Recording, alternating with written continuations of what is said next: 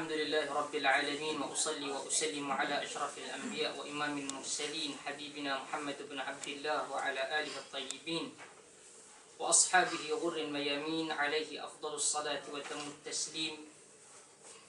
أما بعد, Alhamdulillah, pertama kita panjatkan rasa syukur pada Allah Azza wa Jal di atas nikmat iman dan juga nikmat kehidupan yang masih lagi berbaki pada diri kita, dan kita menyambung kembali kuliah kita setelah diberikan cuti oleh Izzat 2 minggu.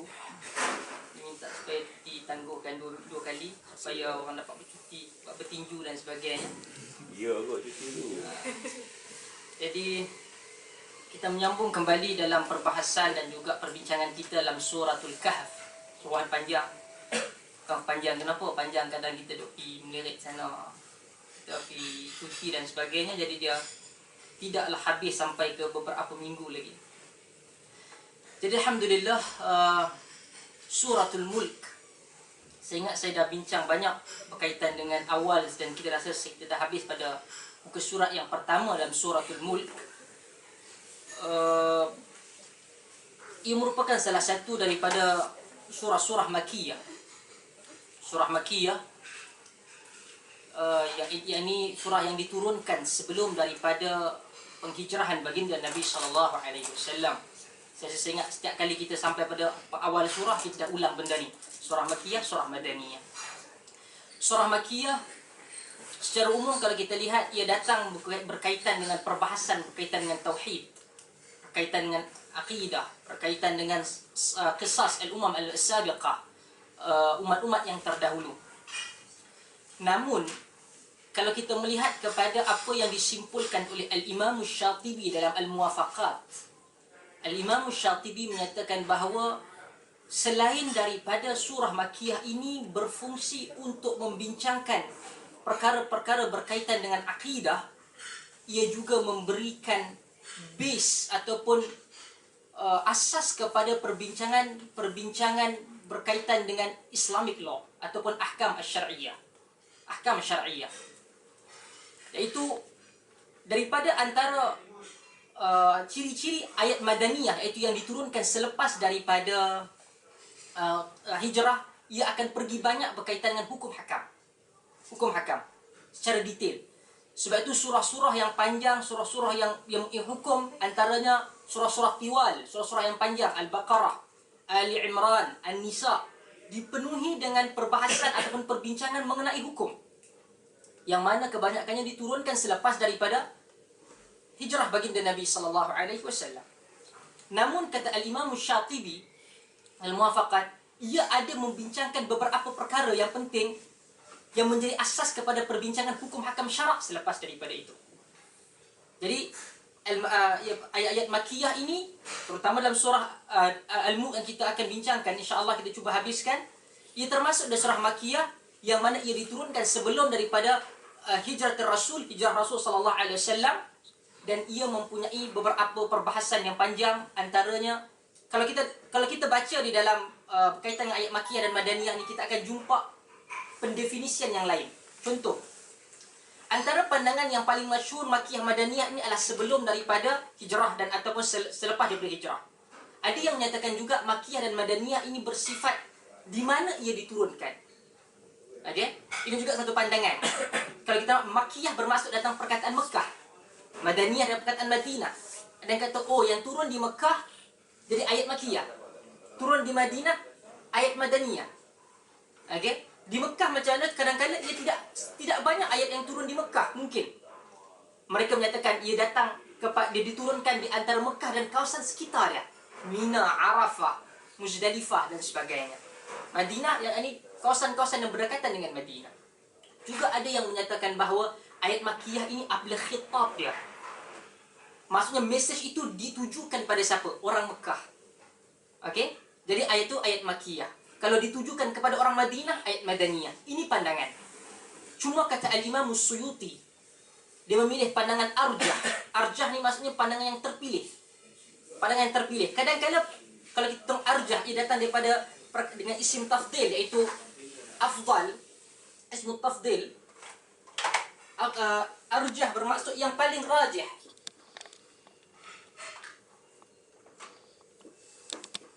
yang paling rajih bagi dia. Okey, yang paling rajih. Al-Imam As-Suyuti kata yang paling rajih adalah sebelum dan selepas hijratul Rasul sallallahu alaihi wasallam. Okey. Kita lihat kepada suratul Mulk. Tidak semua surah itu mempunyai kelebihan.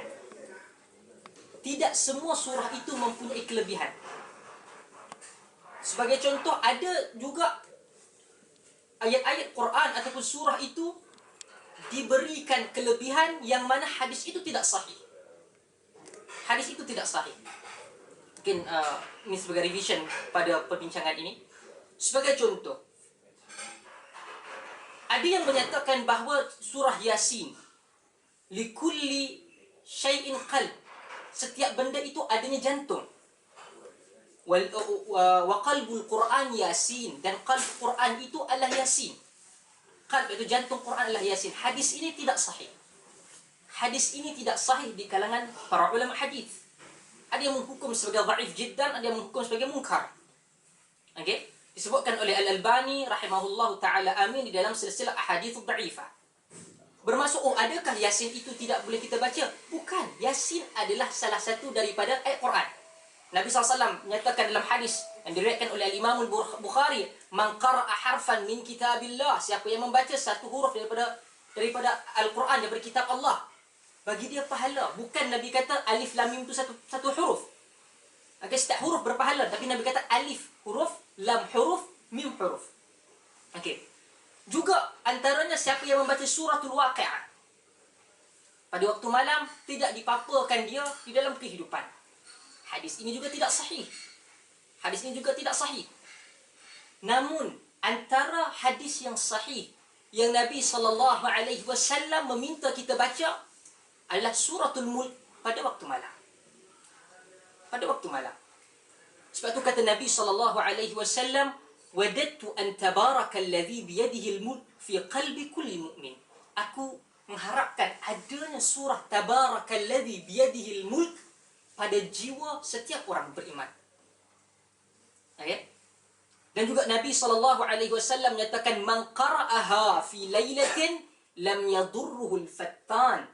Siapa yang membacanya pada waktu malam tidak memudaratkan dia al-fattan. Fattan ini dia jamak, dia sirah mubalaghah bagi fitnah. Fitnah. Fattan orang yang melampau dalam buat fitnah. Iaitu dalam hadis ini dirujuk kepada syaitan. Pada syaitan. Antara amalan sebelum daripada tidur, Nabi sallallahu alaihi wasallam mengajarkan pada kita membaca surah Ayatul Kursi, membaca 3 qul, membaca suratul Mulk dan beberapa lain, dan kemudian dihembuskan pada tangan. Okey, dihembuskan pada tangan seakan kita meludah pada 2 belah tangan dan kita sapukan pada badan. Ini sahih. Namun apabila kita doa selepas daripada salat ataupun kita doa pada waktu ketika kemudian kita nak sapu pada badan, itu tidak mempunyai nas. Okey? Kalau doa Allah pada bulan dia sapu dan tangan dan sebagainya, itu tidak mempunyai nas. Yang ada hanya pada waktu malam Nabi SAW sebelum tidur, Nabi berdoa dalam keadaan Nabi tiup hembuskan pada tangan dan Nabi sapu pada badan. Dan Nabi sapu pada badan. Okey? Dan ia antara dan Nabi sallallahu alaihi wasallam dalam hadis yang lain bagaimana di mana ada beberapa perbuatan antaranya berwuduk, salat dan sebagainya untuk memutuskan kita tidur, syaitan akan datang melingkarkan kita dengan beberapa lingkaran syaitan. Kita bangkit, kita baca doa dan kemudian kita wuduk dan kita salat fajar, salat subuh, maka terungkailah perkara tersebut. Okey, daripada lingkaran syaitan. Sehingga saya tidak pasti di mana saya membaca. Antara salah satu daripada kisah di mana di kalangan antara orang-orang yang saleh pernah berada dalam satu perjalanan safar, kelebihan Quran, kelebihan salat. Saya teringat di mana mereka berada dalam satu perjalanan dan kemudian dia berhenti. Mungkin ada di kalangan salaf pergi ke kawasan Afrika. Dia pergi dan kemudian dia berhenti pada waktu malam untuk berehat. Dia bergilir. Mereka hidupkan kayu api, dan seorang yang tidur, dan seorang lagi salat malam untuk dijaga. Mereka salat malam. Takdir Allah datang seekor singa. Dia salat, dan kemudian kawan yang tidur tadi dia tahu singa datang. Tapi dia diam. Sebab mungkin kawan dia tengah salat ni tahu. Ketika dia salat, singa itu datang hampir dia buat keliling, pusing dia. Dia cuba nak masuk. Dan akhir sekali ketika berlambar ketika singa tadi lari ataupun keluar daripada lingkaran kawasan tempat itu tadi. Sehinggalah dia dah habis salat, kawan dia tanya, "Kenapa kau gila lah?" Bahasa dia.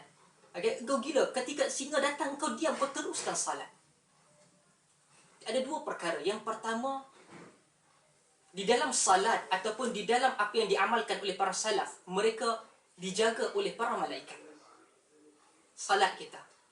Dan yang kedua, dia menyatakan bahawa aku malu ketika aku sedang berhadapan dengan Allah. Ketika aku sedang berhadapan dengan Allah, aku berada di hadapan Allah.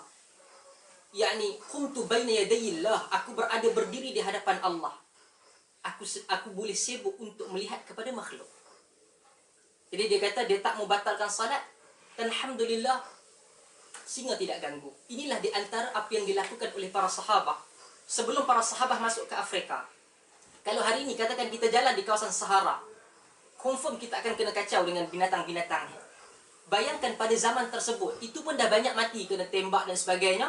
Bayangkan pada zaman Nabi SAW dan para sahabat, sudah tentu singa ini banyak.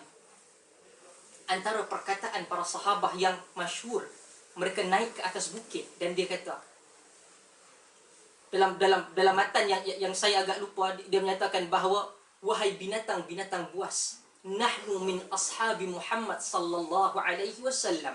Kami merupakan sahabat-sahabat kepada Muhammad bin Abdullah sallallahu alaihi wasallam. Kami membawa risalah Islam dan kami memohon supaya engkau jangan mengganggu kami. Tidak ada satu pun di kalangan para sahabat yang masuk sehingga ke dalam Afrika menyebarkan Islam dikacau oleh binatang. Tidak pernah. Jadi apabila kita membawa satu kebenaran, semoga Allah Ta'ala memberikan kita kebaikan dan Allah memelihara kita. Sebab itu, sahabat-sahabat sekalian, tidak ada di kalangan para ulama ataupun duat yang ikhlas mereka mati disebabkan dimakan binatang ataupun kebulu dan sebagainya. Sebab itu kalau kita melihat kepada kisah-kisah para sahabat, kisah-kisah para tabi'in dan para salaf, kita akan melihat bahawa mereka berbeza. Kadang-kadang perkataan mereka lurus, walaupun apa yang mereka akan kena satu hari nanti lebih buruk daripada apa yang mereka sangkakan. Alhamdulillah, kita berada saya ingat saya sendiri berada di sini lebih kurang setahun. Jadi saya kira saya sampai pada 2011 pada Christmas Eve, pada malam Christmas. Kira Christmas yang lepas saya sampai, alhamdulillah, setahun. Kita buat kelas tafsir, saya ingat mula bulan tahun lepas, bulan apa tu? Bulan 1, 13. 13 bulan 1. Okey. Kira lebih kurang nak setahun juga kelas kita. Alhamdulillah saya memegang rekod tidak pernah miss kelas. Walaupun penganjur banyak kali miss kelas. Zuhir baru banyak lah. Apa Nakiuddin pun dulu pun banyak lah. Cuma saya yang tak pernah miss kelas. Termasuk, yelah kalau saya miss memang tak buat kelas. Okey. Alhamdulillah, kita berjalan dalam kelas ini dalam saya ingat 3, 4 ataupun 5, 6 surah kita dah habis, kita dah cover. Kita bergerak daripada satu tempat ke satu tempat menjadi nomad. Orang terima kita mengajar, orang tolak kita, orang tendang kita pergilah ke basement restoran Pak Wi ni. Alhamdulillah. Sehinggalah orang, sebab tu saya suka katakan, kadang-kadang untuk orang yang bercakap benar ataupun kita kadang-kadang kita di dalam agama ataupun bukan saya seorang yang pengkhususan dalam bidang agama, Islamic Studies, Quran Sunnah, perlu bercakap benar. Semua orang perlu bercakap benar. Namun apabila kita bercakap benar, senang satu orang datang kat kita, dia kata, "Syekh, kita cakap benar je. Kita pegang kitab Allah, kita pegang sunnah Nabi SAW. Tetapi bayaran itu perlu ada, tetapi suatu perjuangan itu perlu ada bayaran. Mungkin nampak tenang, okey, tapi ingatlah, kelas ini jalan panjang lah. Saya kena, saya kena dan sebagainya. Kita duduk, ya ramai mungkin yang pada awal, ada yang bahagiannya dah balik lah, for good dan sebagainya. Kita daripada Mara House, kita pergi ke mana? Malaysian Hall. Okey, dari Malaysian Hall kita pergi balik ke Mara House. Bila orang tak bagi kita kuliah. Okey, dah bila kita datang mai sini. Alhamdulillah. Sehingga kan pada Ramadan pun kita buat di sini. Jadi saya secara peribadi saya katakan terima kasih dan alhamdulillah kepada semua yang masih sudi nak datang mendengar. Kadang-kadang saya merapu lah. Okay, kalau kadang kerja banyak jadi tak sempat nak check, nak buat rujukan, nak refer kitab ini, kadang saya syarahkan sedikit dan kemudian saya merapu. Cuma satu benda, kadang-kadang bila kita bergerak sana dan sini dalam kelas tafsir ni, satu nikmat di mana saya rasa Allah Ta'ala jaga kita. Dan benda yang paling saya bangga adalah kita bercakap benar. Sehinggalah ada beberapa pihak jumpa dengan saya oleh kerana saya dalam keadaan ni, ingat yang dulu Zuhair duk rakam, dan ni pun Izzat yang rakam pula. Rakaman ini bukan ditengok oleh kita, ia ditengok juga oleh SB dan spy negara. Sungguh. Beberapa minggu lalu saya ada orang hadir jumpa dengan saya, lama dia bersembang. Ni tak tahu boleh rilis tak boleh rilis lah. Dia jumpa dan dia kata, "Ustaz, betul ke Ustaz pergi ke pejabat TYT dan Ustaz pergi Qadah dan Ustaz pergi Jerkah dah?" Tu Jerkah. Pergi Jerkah dah. Saya kata, tu kita tak ada parti politik pun kita kena. Bila saya kata, entah jadi spy pun tak cerdik. Kalau aku betul buat benda tu, tak ada aku duduk sini. Kita masuk diplomatic building, duk pergi masuk di serbu, ceroboh. Lepas tu kata macam-macam kat TYT kata dia. Dulu saya tak kata apa. Tapi bila sekarang saya ditentang secara publik, saya akan menjawab secara publik. Saya tak menentang balik, saya jawab. Okay? Apa yang berlaku, saya ingat ketika itu ada, ni saya buka. Kita ada perbincangan tertutup. Supaya saya banyak diberitahu. Sebab saya tak tahu benda ni melainkan, oh ya ke? Tak betul ke cerita tu Ustaz? Orang tanya kat saya. Maksud dia pun percaya. Dia kata, hang tak yang mai datang belajar di London lah. Benda ni pun guna akal simple pun tak boleh nak fikir. Okay? Saya tak tahu cerita tu tersebar. Saya tahulah siapa yang bertanggungjawab, kan? Saya tak tahu cerita itu tersebar, tapi saya rasa ia berkaitan dengan maruah saya akan menjawab di sini. Ini je lah platform yang saya ada kan. Jadi nanti SBU tengoklah dia jawab ni. Jadi dia kata saya masuk, saya ceroboh. Saya ingat benda ni berlaku apabila saya menegur kepimpinan negara dalam satu pertemuan tertutup berkaitan dua isu. Apabila adanya satu memo khas melarang saya untuk bercakap di mana-mana premis kerajaan. Itu yang pertama. Dan yang kedua, apabila saya mengkritik majlis menukar nama Malaysian Student Department kepada Education Malaysia yang dibuat di Lancaster Gate Hotel. Cuba bayang, berapa satu malam? 1,000 pound. Saya tak bersetuju. Saya tak maki hamun orang. Saya cuma kata ini satu pembaziran. Nak tukar nama satu bangunan hampir dekat hotel. Nak buat apa? Malaysian Hall tu tak boleh buka lah. Sebab sahabat-sahabat sekarang tahu tak? MSD tak ada boiler yang berfungsi. Hanya berfungsi kurang daripada sebulan yang lalu. Itu kenapa saya berikan pandangan ini. Orang mai datang jumpa kita mengadu. Tu saya kata, saya fikir balik, saya ingatkan saya lari daripada Malaysia, duduk di London nak belajar, orang tak kerja. Mai sini pun sakan lah. Jadi saya mempertikaikan benda ini dalam keadaan yang, melainkan kalau dia Nabi saya tak boleh kritik lain lah. Tapi saya kata ini tak patut. Dan Datuk Seri ke, Datuk apa, saya tak pulang. Saya tak pernah menggunakan perkataan kasar. Ketika pula adanya satu program kelab menyanyi 70-an dan sebagainya dibuat oleh satu wakil kerajaan di sini, saya pertikaikan, saya kata, dalam keadaan kuliah tafsir saya, di ban, benda ini dibenarkan. Di bangunan kerajaan. Di bangunan kerajaan, wallah alam, yang spy itu kata benda lain, saya apa, kalau kata di bangunan kerajaan. Itu yang menyebabkan adanya pihak tak berpuas hati, yang menyebabkan dia cerita banyak-banyak. Akhir sekali, senang je. Saya pada dulu, pada kecil orang kata, bila dia tak kenal saya, dia kata macam-macam kat saya kata, oh saya Abu Hafiz. Oh ni ke Ustaz Abu Hafiz? Bermaksud, dia dah dengar dulu sebelum jumpa orang. Okay? Jadi saya kata, saya nak clear, saya tidak ada pihak pada mana-mana. Semua tahu, setiap kali kuliah saya, membujur lalu melintang patah. Apa yang lalu, saya petik, siapa yang kena, dia akan terasa. Okay? Pembangkang ke kerajaan pun akan kena. Dan kita terbuka untuk diterima pandangan dan ditolak pandangan. Okay? Saya tak mungkin saya betul semua benda.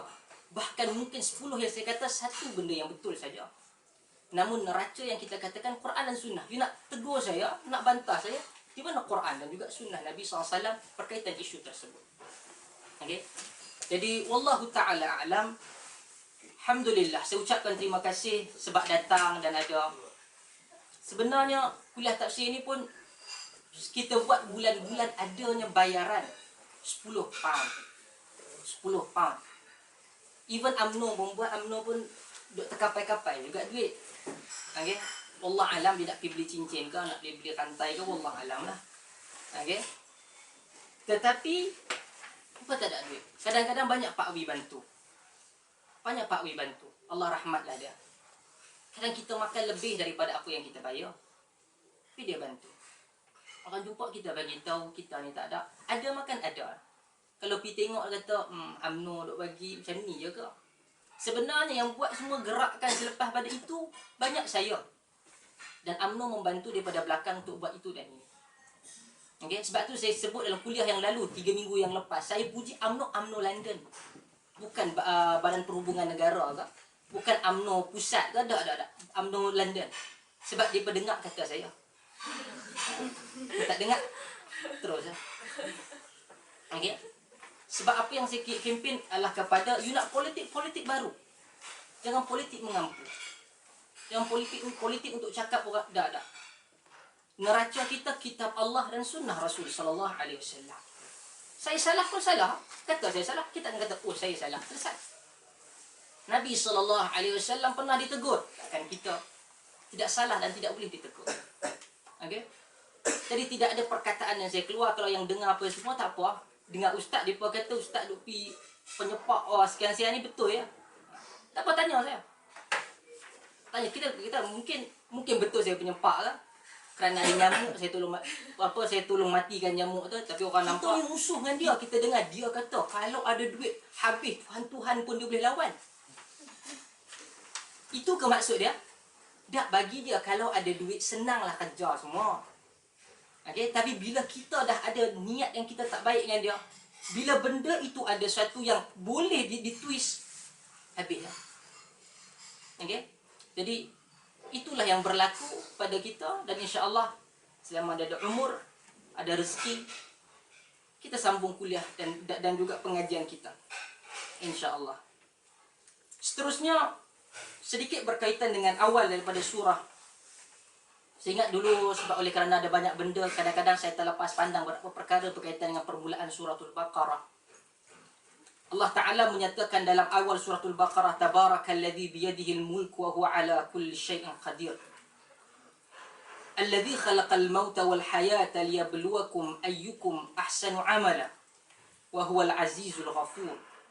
Alladzi khalaqa sab'a samawatin tibaqa ma tara fi khalqir rahmani min tafawut ila akhir ayat. Okey. Ada beberapa perbincangan yang saya ingin katakan.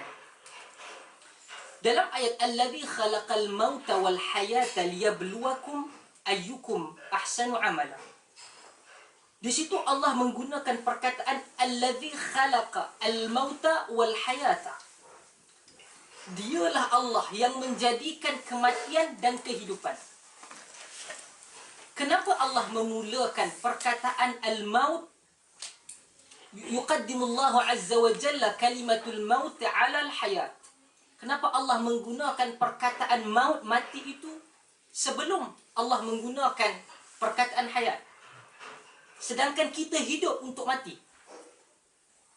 Kita hidup baru kita mati. Okey?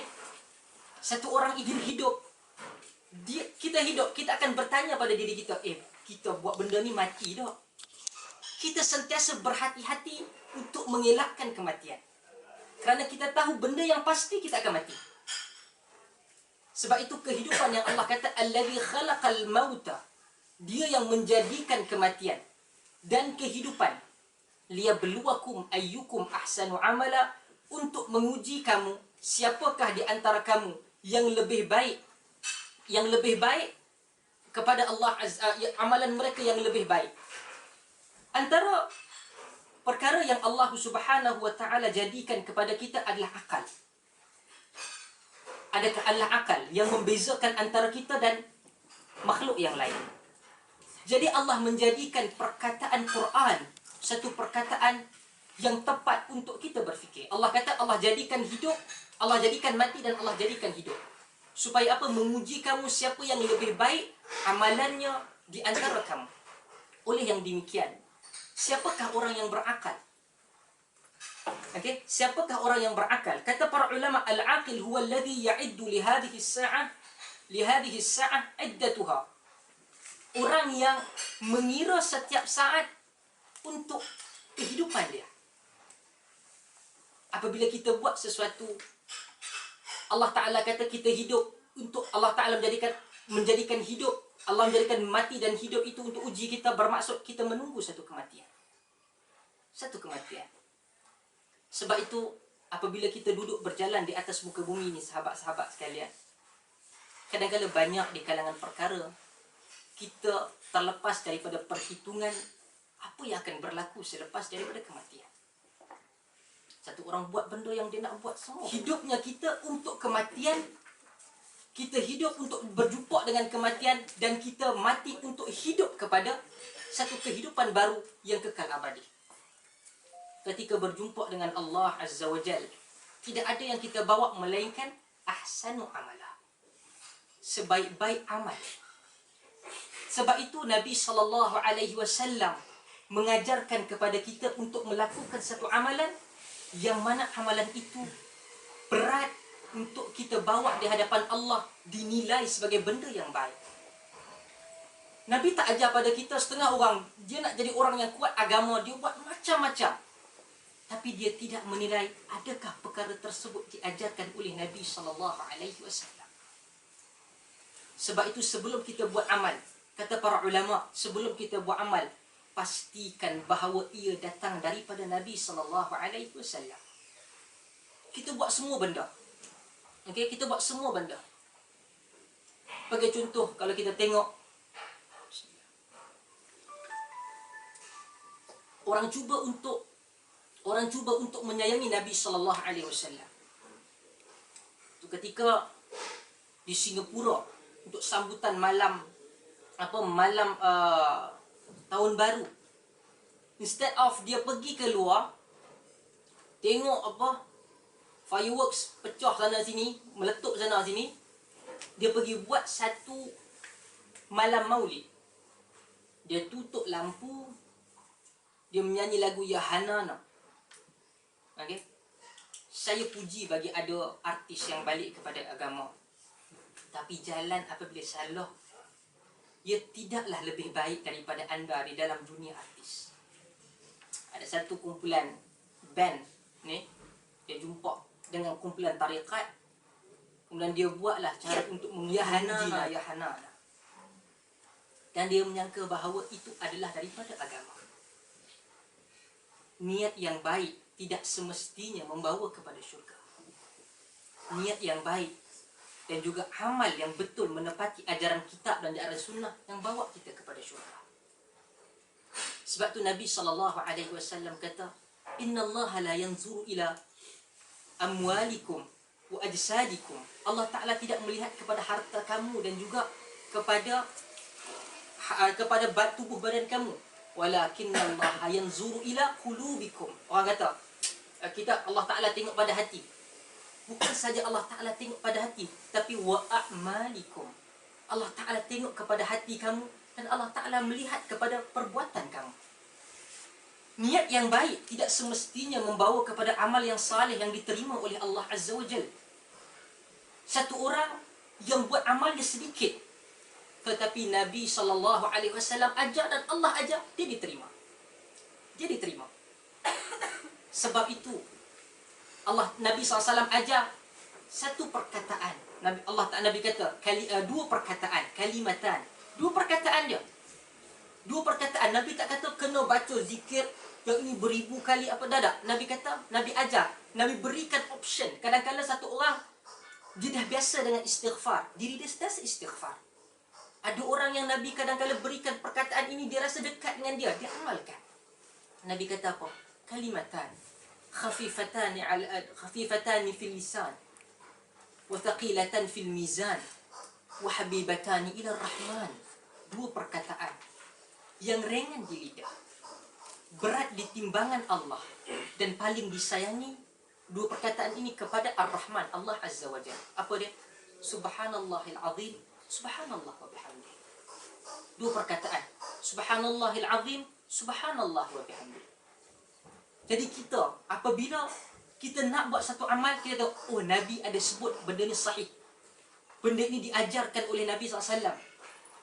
Benda ini disebutkan oleh kitab Allah SAW. Kitab Allah Azza wa Jal. Kita amal, walaupun satu, kita akan diterima. Walaupun banyak, tapi tak diajarkan, kita tidak akan diterima. Sebab itu berhati-hati. Jangan sahaja kita kuat semangat, tetapi ingat, ia perlu diisi dengan Al-Quran dan Sunnah. Okay? Apa yang diajarkan oleh Quran dan juga Sunnah. Dan bukan semua benda yang kita kata kita ambil daripada Quran. Hari ini kita ada, tak apa tuan-tuan, kita baca, kita ambil Quran, kita baca. No. Betul kita bolehlah benda contoh Alhamdulillahirrabbilalamin, kita puji Allah. Benda basic tak apa. Tapi bila perkara itu pergi kepada asas dan prinsip yang kadang-kadang kita cuba untuk improvise dia. Dia kata memang dia kata macam tu, tapi kita tengok kepada sekian. Dan kadang-kadang kita mengambil pandangan-pandangan kelompok, okay, untuk menyesuaikan dengan nafsu kita. Kita juga akan tertolak. Sebagai contoh Syiah, adakah kalau kita jumpa dengan pakcik-pakcik tua dekat Mekah yang kadang salat, cara solat dia pelik, kita kata pakcik buat solat ni dengan pelik-pelik ni, pakcik nak masuk neraka ke? Tak ada. Walaupun dia Syiah, tetapi oleh kerana dia tertipu. Sebab itu agama ini dipegang bukan sahaja dengan perkataan Arab. Oh, kita jumpa dengan kawan kita sebut perkataan Arab. Oh, dia ni agama. Tak. Bukan.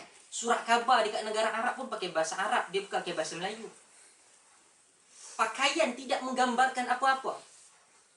Hanya saya pakai jubah sebab saya tengok, kadang-kadang tertengok saya punya rakaman, tengok, pakai ini saja. Tukarlah sikit lah. Okey. Jadi saya tukar. Pakaian ini tidak menggambarkan apa-apa. Orang kafir di kawasan Arab pakai jubah juga. Tetapi bagaimana akidah? Bagaimana cara faham terhadap Quran dan juga Sunnah yang menentukan kita pergi sampai ke syurga ataupun ke neraka. Ayyukum ahsanu amala, siapakah di antara kamu yang terbaik amalan dia? Sebab itu kadang-kadang satu orang yang saleh berbeza dengan satu orang yang alim. Satu orang itu dia mungkin alim, tapi kesalehan dia kurang daripada satu orang yang bukan alim tapi dia saleh. Tetapi kita diajar untuk pergi menjadi orang yang saleh dan orang yang alim. Okay? Saya ni tak tahu bahasa Arab, Ustaz. Saya ni belajar sekian. Tetapi awak belajar, itu tak apa. sampai ke sudah akhir hayat kita tak menjadi saleh dan juga alim macam ustaz yang kita belajar tu, tak ada masalah. Allah tak kira you jadi alim ataupun saleh. Tapi Allah kira anda berusaha tak nak menjadi itu. Kerana itu dinilai oleh Allah Azza wa Jalla. Dinilai oleh Allah Azza wa Jalla. Sebab itu kadang-kadang kita pergi jumpa kawan-kawan kita yang belum saleh, yang belum alim. Jangan tinggalkan dia. Kadang kita tengok, saya jumpa ramai orang. Apabila kadang-kadang pakaiannya tidak menepati kadang-kadang dengan pakaian kita dan juga pakaian akhwat ataupun sisters di belakang. Tidak sesempurna itu. Tetapi apabila kita duduk dengan dia, dia cuba untuk mencari kebenaran. Saya pernah juga jumpa dengan orang yang pakaiannya, kalau bahasa saya kasar, saya ni ahli syurga lah. Okay? Dia duduk dengan kita, tengok gaya lagak dia. Dia dengar kata, macam aku tak tahu. Berbanding dengan satu orang yang sedang mencari, walaupun dia tak pakai tudung, dia duduk, ya ke ustaz macam tu, oh insya-Allah ustaz doakan saya. Tapi tengok kalau kita duduk satu dengan seorang ustaz yang dia ni dia gaya, dia merasakan bahawa ustaz ni sama level dengan aku. Ada tak dia kata, ustaz minta doakan saya ustaz? Ada tak? Sebab bagi dia aku doa pun Allah dengar. Sebab itu antara perkara yang kadang-kadang kita jumpa dengan orang saleh. Kadang-kadang saya merasakan kita ingat kalau kita jumpa dengan orang tu baik, kita dia ni alim. Alim ini orang pandai. Saleh ini kadang-kadang kesalehan ini pada orang yang hati dia. Sebab tu kita tengok ada orang yang alim, orang yang pandai dalam bidang itu dan ini, tapi jadi penyangak, tapi jadi pencuri. Okey, sebab dia tidak ada saleh. Apabila satu orang yang saleh, macam saya kata, tengok orang yang saleh seperti Haji Amin. Apa kita nampak belakang ni. Okey, orang yang saleh seperti Haji Amin. Yang kadang-kadang Allah Ta'ala tarik daripada dia nikmat mata, tetapi dia hilang daripada dia dosa mata. Kita yang Allah Ta'ala berikan banyak benda, mungkin hilang kesalahan kita daripada kesempurnaan apa yang kita ada. Sebab itu pergilah kepada orang saleh, guru-guru kita, dan juga insya-Allah kita termasuk di kalangan orang yang kita duduk, kita kata doakan saya menjadi orang yang saleh. Sebab itu kadang-kadang kesalihan dan kealiman seseorang itu, walaupun dia tidak ajar, dia tak ajar pada orang, tetapi dia memberikan impak kepada orang lain. Sebab itu Allah Ta'ala ajak, ayyukum ahsanu amala, siapakah di antara kamu terbaik amalan dia. Kata Al-Imam Abu Hanifah, satu hari dia pergi mengerjakan haji pada musim haji. Abu Hanifah, dia pergi ke Mekah. Di Mekah ada satu orang tabi'in. Tabi'in ini adalah anak murid kepada sahabah. Okey, anak murid kepada sahabah. Ada seorang tokoh yang besar di kalangan para tabi'in yang namanya Atha ibn Abi Rabbah. Atha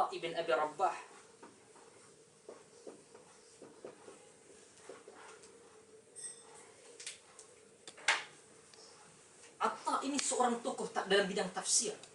Anak murid kepada Ibnu Abbas, Ibn Abbas rahimahullahu taala, radhiyallahu anhuma. Kata Abu Hanifah, satu hari dia pergi dia habis dia nak bertahallul. Dia nak potong rambut. Selepas kita wukuf di Arafah dan kita pergi ke beberapa tempat, dan akhir sekali atau sebab tahallul kita ada beberapa kali ya. Tahallulnya adalah dengan kita mencukur. Okey, ada yang bagi pandangan 3 helai rambut, ada yang kata cukur. Quran suruh cukur. Abu Hanifah kata satu hari dia pergi, akhtatu fi 5 abwab minal manasiki bi Makkah fa'allamaniha hajjam. Kata dia pergi buat haji. Ini Al-Imam Abu Hanifah. Abu Hanifah yang meninggal pada tahun 150 Hijrah. Antara tokoh yang besar yang mengasaskan mazhab Abu Hanifah. Kalau ikutkan secara adat, secara number, mazhab Abu Hanifah antara mazhab yang terbesar di dunia. Mazhab Abu Hanifah antara yang terbesar di dunia. Turki, di benua India, itu kawasan yang masuk di kalangan mereka yang memegang secara umum mazhab Abu Hanifah. Yang mana pada zaman dia berkembang besar ataupun berkembang pesat umat Islam dan juga negara umat Islam yang di mana dia memberikan fatwa-fatwa yang segar, yang baru. Tapi Abu Hanifah ketika dia pergi ke haji, dia kata aku salah dalam 5 bab dalam buat haji. Yang ajar aku siapa? Hajjam, kata dia, ataupun halaq, orang yang duk tunggu untuk apa, dogoikan kepala orang di ketika buat haji. Okey? Yang tolong kan. Ajarkan dia. Abu Hanifah ni lebihlah daripada mufti-mufti kita. Dekat lagi lah bumi dengan langit tu, antara mufti kita dengan dengan Abu Hanifah. Tetapi siapa yang ajar Abu Hanifah? Baba tu je. Dia duduk tepi, dia bagi tahu. Apa kata Abu Hanifah? Ketika dia serah kepala dia, suruh dipotong rambut, dia kata bikam tahliqu li ra'si. Berapa helai rambut yang kau nak potongkan untuk aku? Dia kata apa? Faqala hadakallah. Abu Hanifah kena. Ini pemotong rambut dia kata hadakallah. Bahasa ni moga Allah Taala beri hidayah kat engkau oleh pasal apa? Bahasa dah hadakallah, semoga Allah bagikan kau hidayah lah. Ini pun tak tahu. Okey? Hadakallah kata dia. Kemudian dia kata apa? An-nusuk la yusharatu fihi ijlis wa'ti ma yatayassara lak. Haji itu ataupun ibadah itu la yusharatu fihi, tidak diberikan syarat padanya, ijlis, duduk dan berikan kepada apa yang mudah bagi engkau. Fa khajiltu wa jalast. Aku jadi malu, kata Abu Hanifah. Aku jadi malu dan aku duduk. Kena marah tu, dia serah diri, duduk. Tapi dia buat salah lagi. Khaira anni jalastu munharifan an qiblah. Tapi masa kena marah tu, disuruh duduk dan dia duduk, dia nak dipotong rambut tu, dia memalingkan kiblat. Okey, dia tidak duduk menghadap ke kiblat untuk dicukur. Kemudian dia kata fa'awma'a ilayya an astaqbil al-qiblata fafa'altu wasjadtu khajalan ala khajali. Dan kemudian aku kena tegur supaya pergi menghadap kepada kiblat, dan aku ubah menghadap kepada kiblat. Dan dia kata wasdadtu, dan bertambahlah malu aku di atas malu yang sebelumnya, kata dia. Abu Hanifah, Masya Allah, di antara 4 mazhab dia yang paling senior. Abu Hanifah. Summa a'taituhu ra'si minal janibil aysari liyahliqahu. Aku bagi sebelah kiri. Okey, dia suruhkan belah kiri. Dia suruh potong. Dan dia kata adarsyaqakal ayman fa'adartuhu. Kemudian aku kena tegur lagi. Dia kata bagi belah kanan. Kemudian dia pusing belah kanan. Sebab Nabi SAW menyukai at-tayammun. Apa at-tayammun? Datang perkataan yamin, at-tayammun. Kalau bahasa kita berkanan-kanan, mendahulukan kanan. Sebagai contoh, kalau dengan guru saya, kalau kami berjalan berdua, saya berada di sebelah kanan, dia sebelah kiri, kami nak masuk pintu. Kadang-kadang kita tolak, kita bagi dia masuk. Kata la, Nabi SAW menyukai at-tayammun, yang kanan pergi dulu, kau jalan. Okay? Kalau kita rasa aku ni guru, profesor kau, tiba-tiba hang nak masuk dulu, bagi aku masuk lah. Tapi tak, dia kata kita punya diberikan hidayah oleh Nabi SAW at-tayammun. Nabi suka kepada benda yang kanan tak boleh. Okay, at-tayammun. Itu kena sunnah. Ia dikira sebagai benda kita nak kata sunnah, kita buat setiap kali yamin ataupun kita buat kanan, kita dapat pahala. Tidaklah diberikan secara umum. Bagi contoh, Nabi SAW pakai jubah. Oh, kita nak pakai jubah nak dapat pahala. Dah, tak dapat pahala. Tetapi kita pakai jubah kerana kita menyayangi Nabi SAW. Ingin merasai seperti Nabi. Dan kerana kita sayangkan Nabi. Pahala itu dapat kerana kita sayang Nabi SAW. Okay? Dan dia bagi sebelah kiri, kena tegur, dia bagi belah kanan. وَجَعَلَ يَحْلِقُ رَأْسِي وَأَنَا سَاكِتْ. Lepas dah lah dia kena marah tadi. Kemudian dia kata dah kena tambah malu. Bagi tambah belah kiri, kena tegur pula. Kena bagi sebelah kanan.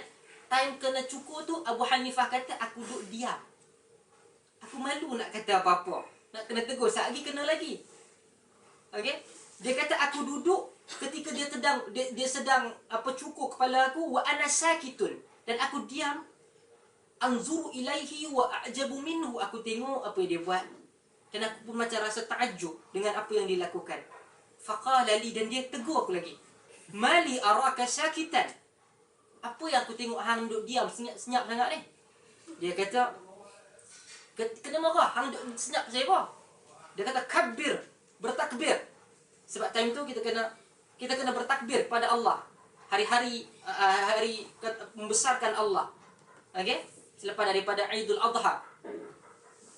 Fakabbir. Kemudian faja'altu ukabbir hatta qumtu li adhhab. Kemudian aku bertakbir sambil dia buat tu, dia kata Allahu Akbar, Allahu Akbar.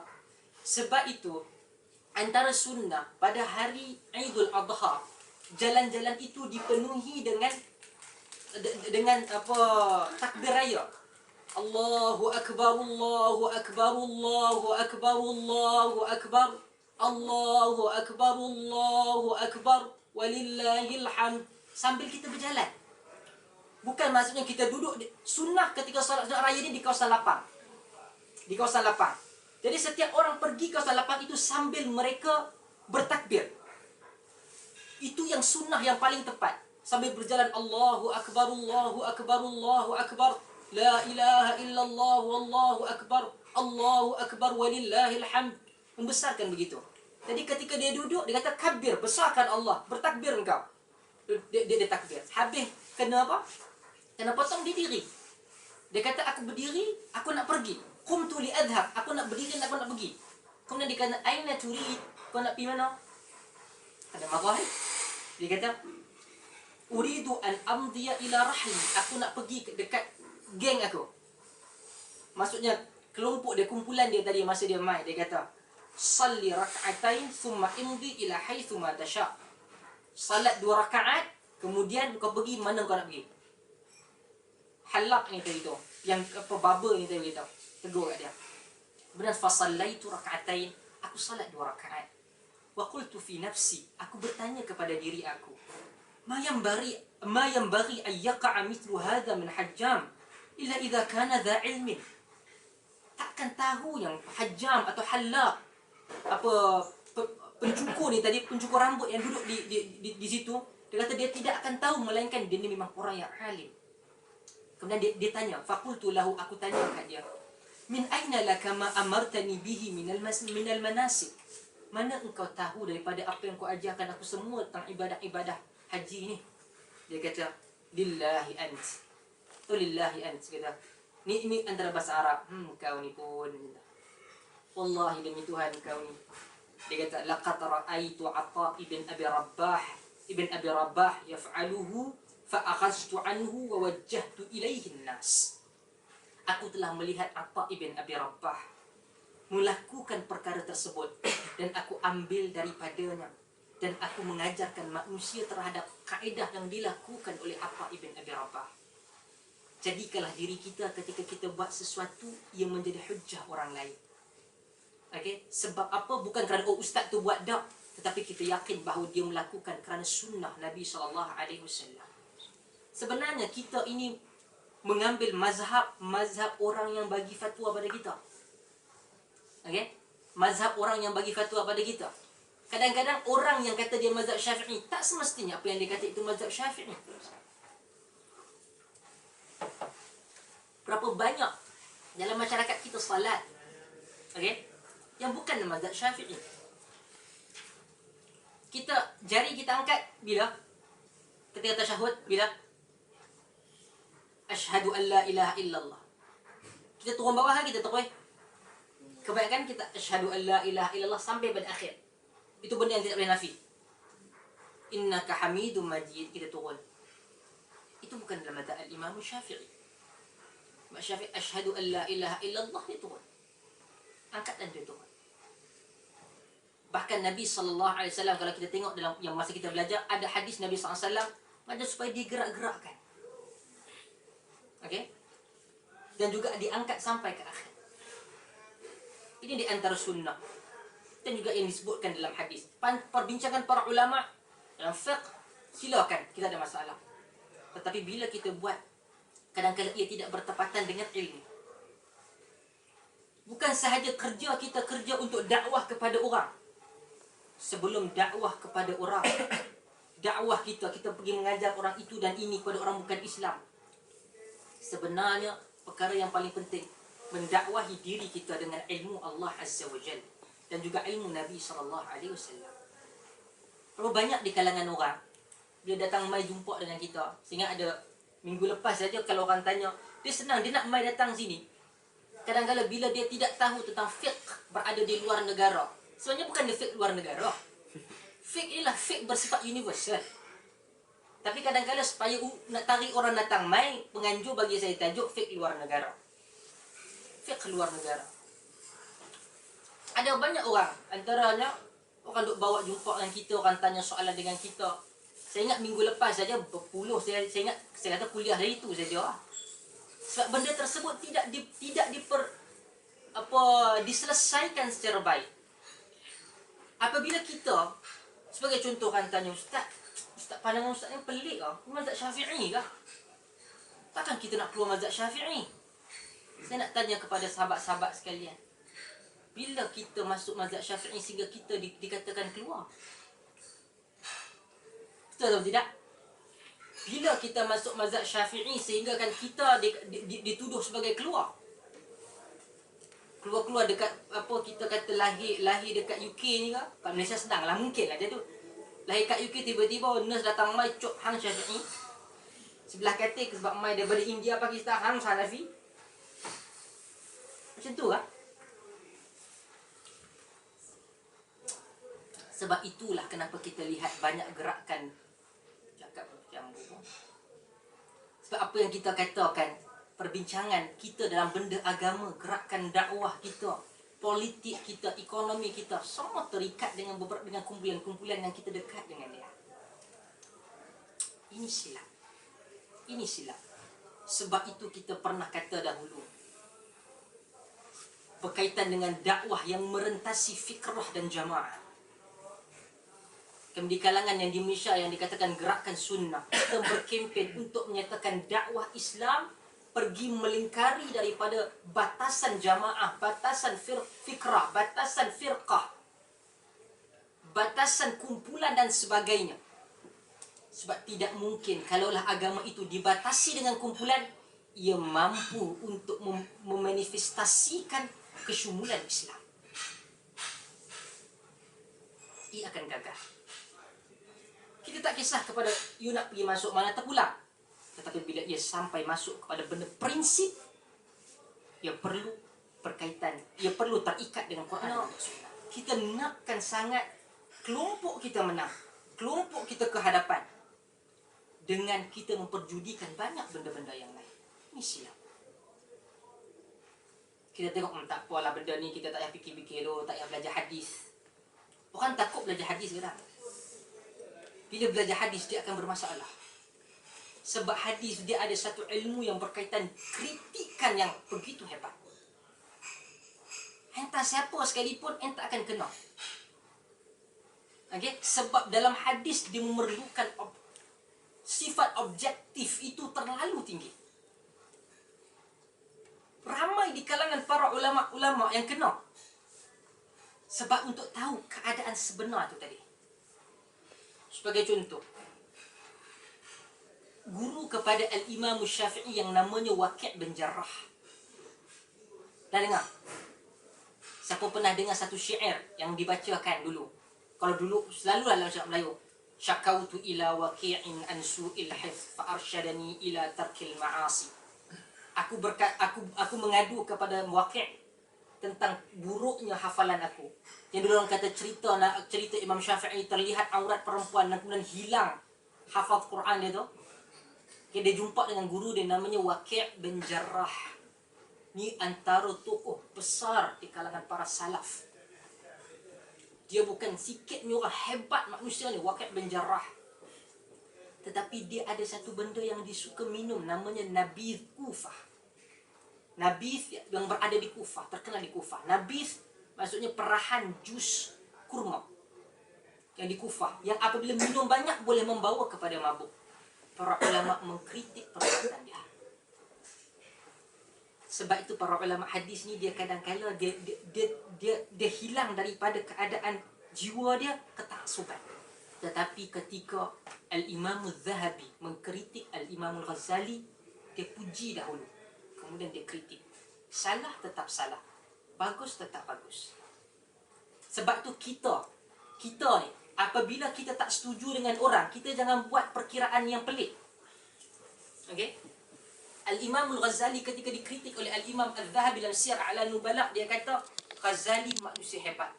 Tidak ada orang apa yang boleh mampu challenge dia pasal saya. Hebatnya, dia sebut, dia puji, dan kemudian dia kata apa? Walaysa min syartil alim lam yukhti. Tapi bukan daripada syarat seorang yang alim, dia tak buat salah. Apa kesalahan dia? Kesalahan yang di-view oleh Al-Imam oleh Al-Imam Al-Zahabi adalah buku yang dia tulis, iaitu Ihya Ulumuddin. Ihya Ulumuddin adalah satu buku yang dipenuhi dengan nasihat yang baik. Namun ketika ia ditulis, ia tidak dikategorikan hadis-hadis, kerana ia banyak bercampur antara hadis yang palsu, hadis yang tidak ada asal, hadis yang dhaif. Okey, perkara ini dikritik oleh para ulama. Bahkan kita kalau baca dekat kampung, baca ini hadis, sedangkan dia tidak ada. Sebagai contoh, salat raghaib. Salat yang berlaku pada hari Jumaat, pada Jumaat yang pertama dalam bulan Rajab. Rajab Syaban. Okey, dia buat solat yang begitu, yang dikatakan diberikan fadilat itu dan ini. Ini dibantah oleh para ulama. Okay? Namun kita kena ingat, apabila kita berbeza pandangan, ini masalah. Bila saya pernah mengkritik 2-3 minggu yang lepas berkaitan dengan ketaksuban dalam jamaah kita, sebab kita tahu sama ada di sini ke, di Malaysia ke, saya pergi ke Mesir ke, saya pergi ke tempat lain, saya bagi pandangan umum. Sebab tu saya kata banyak kali, siapa yang, kalau anda tak minum Pepsi, anda tak akan merasa tiba-tiba rasa Pepsi. Okey? Sebab tu orang yang minum Pepsi tak akan rasa Coca-Cola, saya kata. Okey, kalau anda tak buat, tak ada masalah. Tetapi bukan bermaksud kita kritik sesuatu, kita tolak. Jangan kita buat 10 tolak 1 bersamaan dengan kosong. Dah. Ini masalah kita. Bila kita, biasa saya tak ada kerja, kadang bosan menulis, saya tulis kat status Facebook. Kerja saya. Tu yang sakan YouTube tengoklah. Apa nama dia tadi? Kalau kita buat 10 tolak 1, kita suka buat kosong. Bila kata, oh ustaz tu dia kritik dia, ustaz ni memang bukan. Ustaz tu kritik PAS, ustaz ni anti PAS. Ustaz tu kritik UMNO, dia anti UMNO. Habis tu aku apa? Dia happy, MCA gerakan. Ya Allah. Ingatlah kita, kalau kita berkawan, perkara kawan yang terbaik bukan datang kat kita, puji-puji kita. Sebab tu sesiapa orang-orang politik yang kawan dengan kita, perangai saya yang pertama, saya akan kritik dia macam-macam. Semua itu gaya nak dengar cara politik. Cara saya orang politik mai datang dekat dengan kita. Sekarang Malaysia orang-orang agama ni value tinggi. Tak, jangan bertanding pun 3 juta. Apabila kita berjalan dalam hidup ni, kawan, sahabat, antara orang yang terpenting mencorak. Seorang ni cerita, setiap satu cerita tentang impian dia. Antaranya, aku nakkan satu gunung yang ada emas. Aku boleh gunakan keseluruhannya di jalan Allah. Okey? Ada seorang lagi dia kata, aku nakkan nyawa yang banyak, sehingga setiap kali itu aku boleh berjuang dan mati di jalan Allah. Cuba lihat manusia. Sebab Umar dia ada firasat dan juga hikmah. Dan juga kita kata sebagai dia ada apa? Kalau kita wali-wali tu ada apa? Karamah. Dia ada karamah yang tinggi. Umar bila dengar dia kata tak. Satu orang itu bila dia atas ni mungkin dia menggunakan diri dia. Tetapi Umar kata apa? Lau kuntu mutamanniyan lan tamannaitu makanan mamlu'an birijali ka'amthali Abu Ubaidah al-Jarrah. Kalaulah aku boleh bercita-cita. Dalam bahasa Arab, at-tamanni adalah satu benda. Dia ada raja, dia ada apa lagi? Macam wish, tapi ni macam wishful thinking lah. At-tamanni wishful thinking, macam kalaulah aku benda yang tak mungkin berlaku. Sebagai contoh, dia ada perbahasan benda ni. Tamanni, aku nak jadi muda. Benda yang mungkin aku dia kata benda yang tak mungkin aku akan dapat. Betul? Jadi kata Umar, lau kuntu mutamanniyan, kalaulah aku boleh diberikan peluang untuk bercita-cita benda yang mustahil, lan tamannaitu, maka aku akan minta satu perkara yang aku akan dapat itu, lan tamannaitu makanan, satu tempat, makan satu tempat, mamlu'an, yang dipenuhi, birijalin, dengan lelaki-lelaki seperti Abu Ubaidah al-Jarrah. Abu Ubaidah al-Jarrah. Dalam riwayat yang lain dia kata, aku mahukan yang seperti Abu Musa al-Ash'ari. Kalau yang penting seperti itu, perlunya kita cari benda ini. Nilai manusia tidak mungkin menipu. Sebab tu Allah Ta'ala sebut dalam suratul Mulk juga. Allah kata, farji'il basara karrataini yang qalib ilaikal basaru khasi'an wa huwa hasir. Allah suruh melihat kepada langit, dan Allah suruh kali kedua melihat kepada langit. Persoalan yang kita perlu jawab, kenapa orang melakukan maksiat? Kenapa orang melawan Allah? Kerana satu orang tidak mengenal Allah dengan erti kata Allah sebagai Tuhan. Kita katakan minggu depan nak kena submit sesuatu, lecturer kita dah bagi email suruh sekian. Siapakah lecturer kita dengan kita ketika itu? Dia ni bagaikanlah seperti singa yang besar, dan kemudian kita kata tolonglah lecturer, okay, give some extension lah untuk kita submit itu dan sebagainya. Sebab kita tahu value dia. Dia mampu memberikan markah dan mengurangkan markah. Kerana kita tidak mengenal Allah berada di mana makam ketuhanan. Allah suruh melihat kepada dunia, Allah suruh melihat kepada langit. Allah menyatakan, aku tidak mencipta langit. Aku tidak mencipta langit, melainkan tiada pada langit itu sebarang umud, sebarang tiang. Kerana manusia yang berakal melihat kepada kebesaran Allah. Allah suruh melihat kepada kebesaran Allah. Lihatlah bahawa sehebat itu pun aku boleh cipta, menghancurkan engkau, tidak ada sebarang masalah. Pergilah dengan orang yang banyak isu yang dia timbul yang dengan diri dia. Dia akan banyak perkara yang dia boleh kongsi. Kita ramai di kalangan kita yang lebih tua. Lihatlah, kadang-kadang banyak benda yang kehidupan ini satu pengalaman. Kehidupan ini adalah ruang Allah Ta'ala uji kita. Okay? Yang akhirnya tidak ada, kita perlu tahu sama ada kita berjaya ataupun tidak, kembali kepada Allah. Okay? Allah Ta'ala sebut dalam ayat yang lain, kalau kita lihat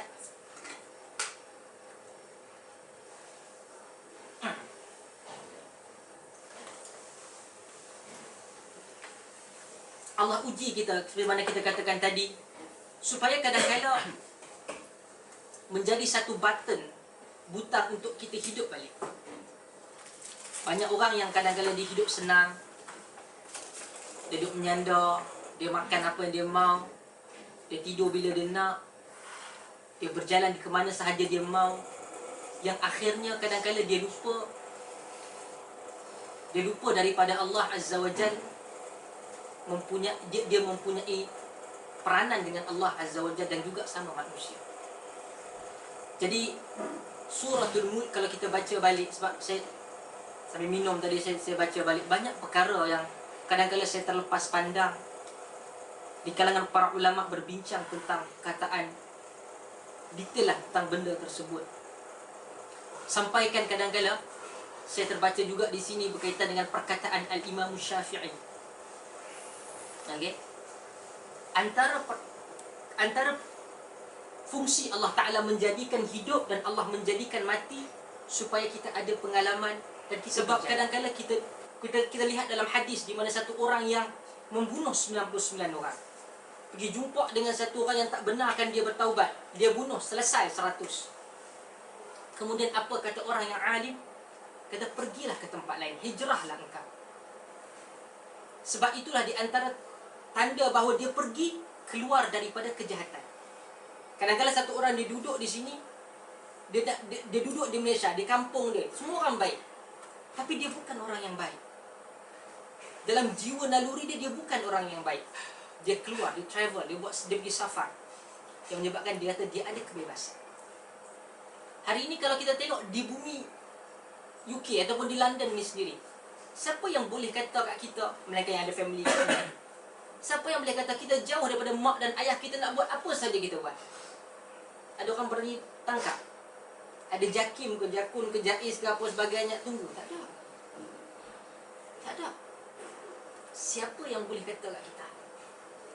Sebab itu as-safaru, kata Imam Syafi'i, yazidu tuqatuqan, menambahkan orang yang bertakwa itu ketakwaan. Apabila orang duduk di sini tengok orang yang kadang-kadang kita tengok di masjid-masjid, kadang-kadang saya berjalan tengok, seronok kita melihat bagaimana orang yang bukan menjadi majoriti umat Islam berusaha untuk menjadi yang terbaik. Masing-masing dia buat program yang cukup banyak. Orang jumpa saya, dia kata, alhamdulillah dulu susah orang nak Islam di Jerman, sehinggalah di Berlin, dia kata kadang-kadang dia dalam masa sebulan tu 20 orang tu kira biasa dia Islamkan. Dia kan kerja 24 jam jadi ustaz kat masjid ke imam tak. Dia ada kerja pejabat. Sambil-sambil tu orang tanya. Kadang-kadang mereka di sana dia ceramah dalam masjid, kadang-kadang orang tu datang dengan pak, dia masuk, dia berdebat sikit atau ada sedikit perbincangan walaupun agak panas. Akhir sekali membawakan kepada dia appointment 2 bulan, 2 minggu ke 3 minggu yang sebelum. Sampai dia kata, saya ada kerja, ada tamai besok. Orang tu ada kerja. Dia ambil cuti untuk datang ke London daripada Manchester. Sebab tu saya katakan, saya bangkit menegur perkara ini. Tak ada lagi di London ini yang ketika saya menegur yang kena pelempangan saya ke? Tak ada. Sebab sebelum saya lempang, saya kena lempang. Saya lebih kecil daripada mereka, tapi cuma mulut saya lebih pedas daripada mereka lah. So, saya kata, saya punya mulut insurans third party. Okay, mungkin sebab first party tu dia mahal sangat. Okay.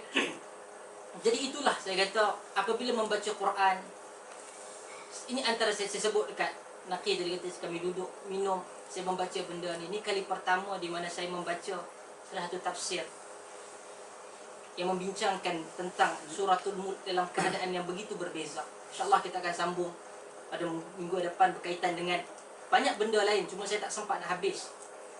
Tak, memang ada isi nak kena submit minggu depan, jadi tak ada nak baca habis.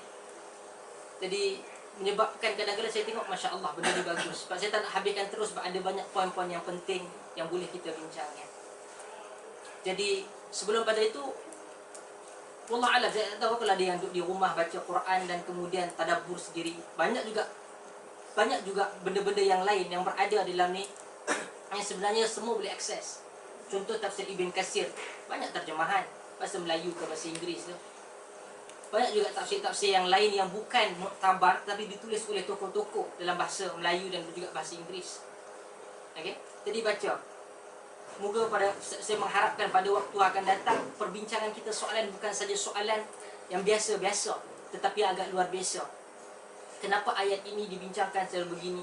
Apa Ibn Katsir kata, apa Tha'labi kata, apa kata Az-Zamakhsyari dan sebagainya. Mungkin lebih advance. Okey, sebab semua ni bukannya kajian biasa-biasa, semua alhamdulillah yang terpilih. Semoga bukan saja di dalam Quran dan hadis ini bukan perkara kedua untuk kita belajar.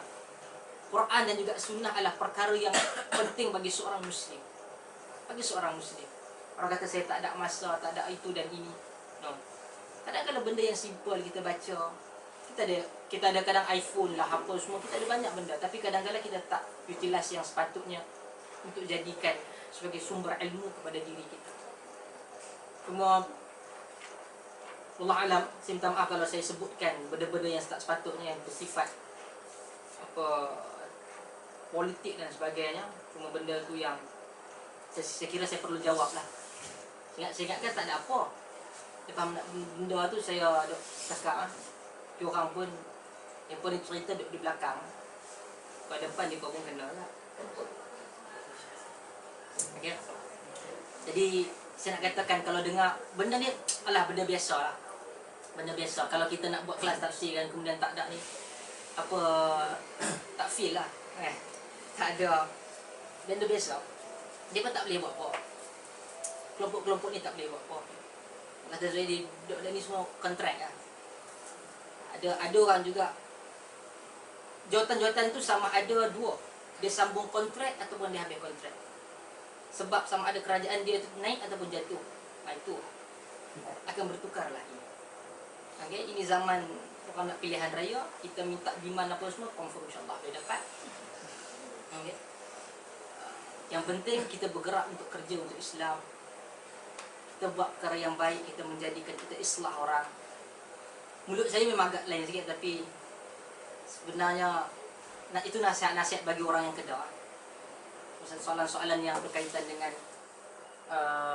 hukum mahkam fiqh, saya silakan kalau kata ada soalan. Dan insyaAllah saya pun, sebab ni Azmi pun dia cadangkan supaya kita buat satu sesi kaitan dengan soalan-soalan panas.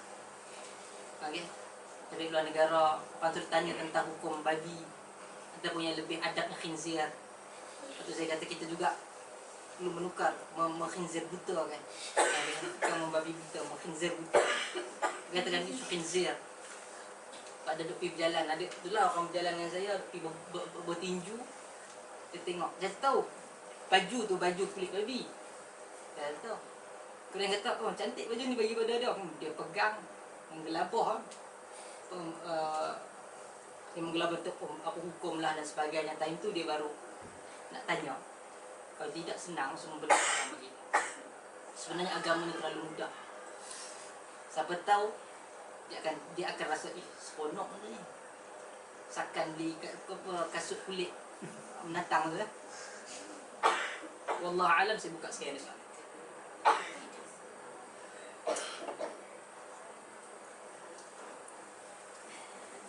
Assalamualaikum Ustaz. Nak tanya, kita boleh ke tadabbur Quran sendiri-sendiri? Sendiri-sendiri. Maksudnya tanpa merujuk any kitab yang ada.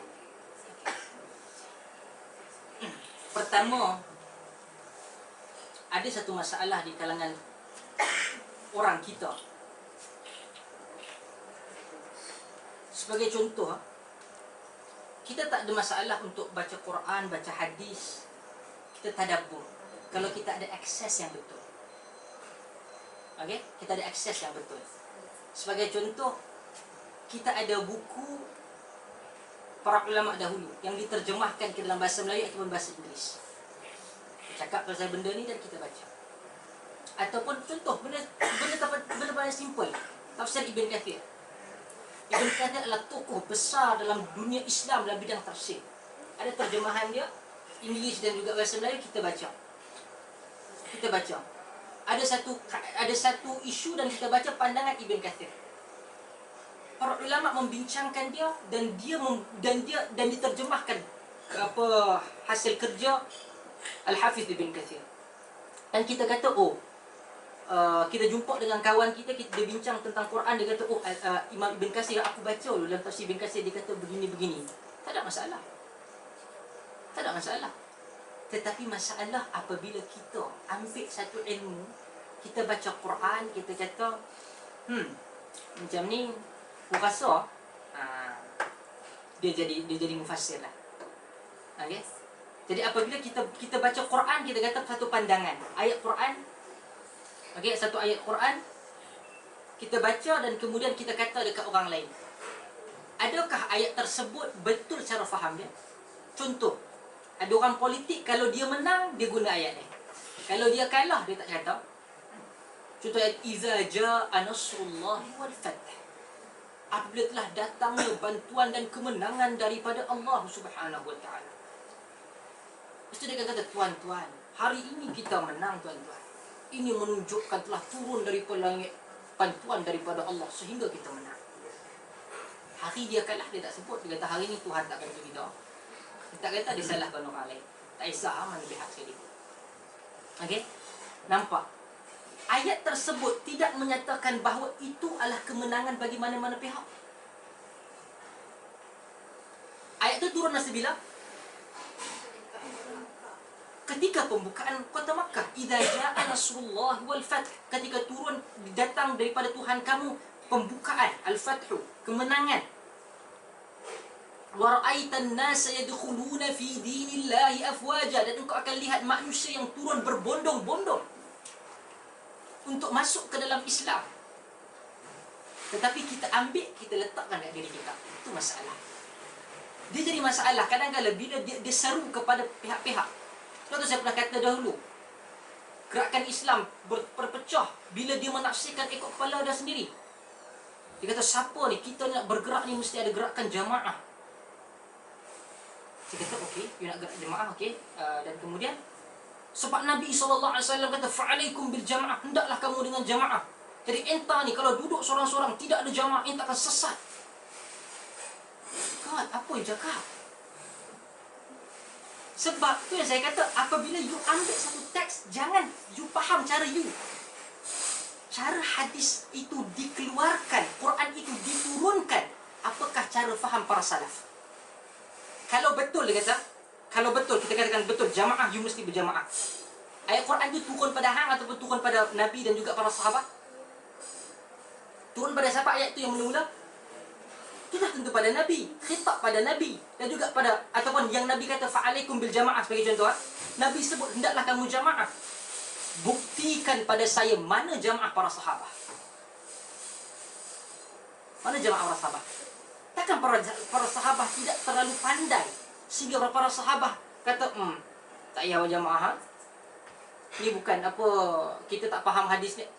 Di mana yang para sahabat faham ayat hadis fa'alaikum bil jamaah, hendaklah kamu jamaah, dan kemudian para sahabat, oh kita buat sekian-sekian jamaah kita ni, tu Ibn Abbas buat jamaah dia, Ibn Mas'ud buat jamaah dia, kemudian Umar buat jamaah dia, Abdullah bin Mas'ud pergi ke Kufah, pecah jamaah dia sana sini, aku berbai'ah kepada dia, aku berbai'ah kepada dia. Sebab itu agama perlu difahami ketika hari ia diturunkan. Dan kepada siapa diturunkan, dan orang yang berada dalam 4 generasi salaf. Nabi kata, khairun nasi qarni, hadis sahih. Hadis Hasan, khairun nasi qarni, sebaik-baik manusia dalam urusan agama. Urusan agama itu siapa? Qarni. Kurun dalam bahasa Arab, kita tahu kurun itu 100. Tetapi dalam hadis ini para muhadithun kata, generasiku. Generasi pada waktuku. Siapa generasi pada waktu Nabi SAW? Sahabah. Summal ladhina yalunahum, dan mereka yang datang selepas daripada mereka siapa?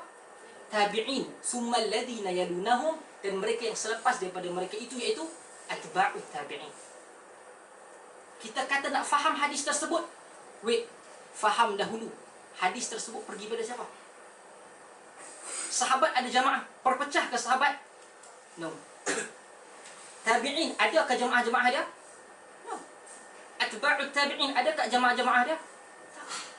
Even adanya pandangan mazhab, pandangan-pandangan mazhab itu bukannya kata Syafi'i, oh saya duduk, kata Syafi'i, aku duduk ni, aku buat ni di sini di Iraq dan aku di Mesir, semua ni nak buat mazhab.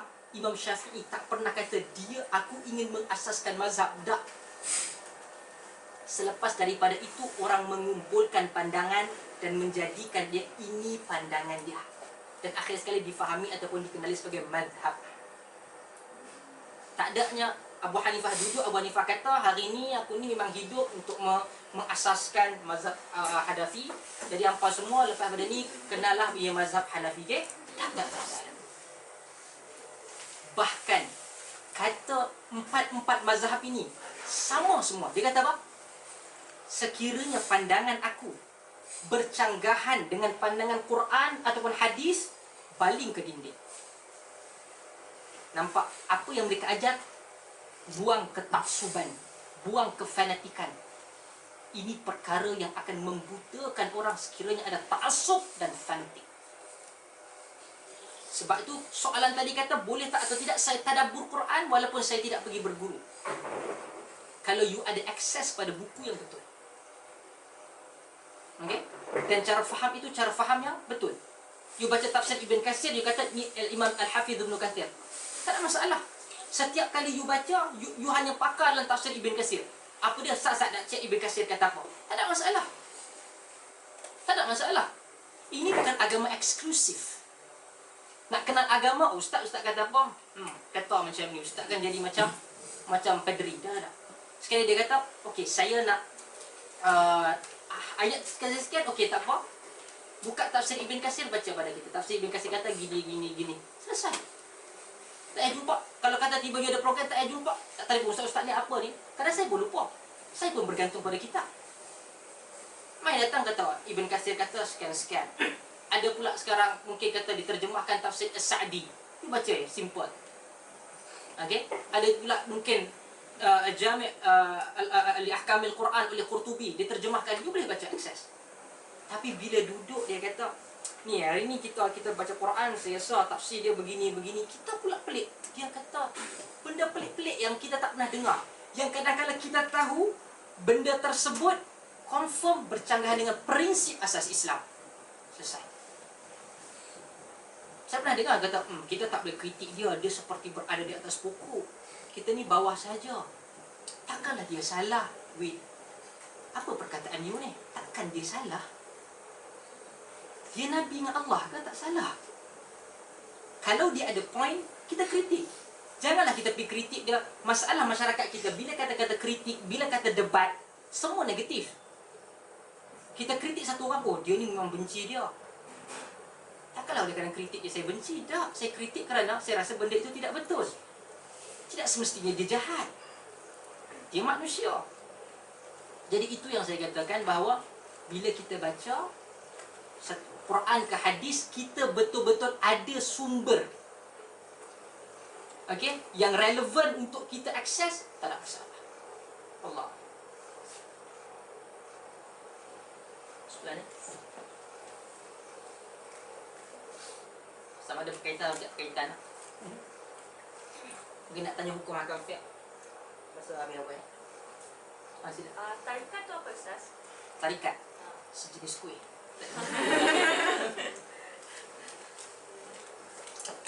Dalam bahasa Islam ialah tarik dan ikat. Tarikat ia datang perkataan tarik, iaitu jalan.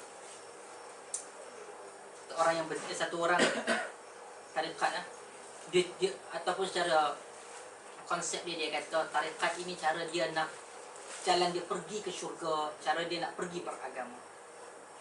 Okey. Tarik jamak juga turuk. Dia tak mana jalan. Tetapi kalau daripada hari ini apabila kita tahu apa yang didefinisikan dengan tarikat itu lebih kepada kesufian.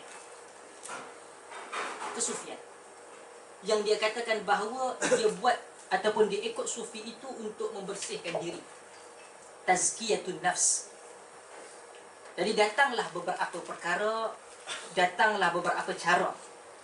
Sebagai contoh, dia akan kereta ataupun dia akan buat doa-doa tertentu, dia akan buat zikir-zikir tertentu, dia letakkan beberapa bilangan tertentu dengan fadilat-fadilat tertentu.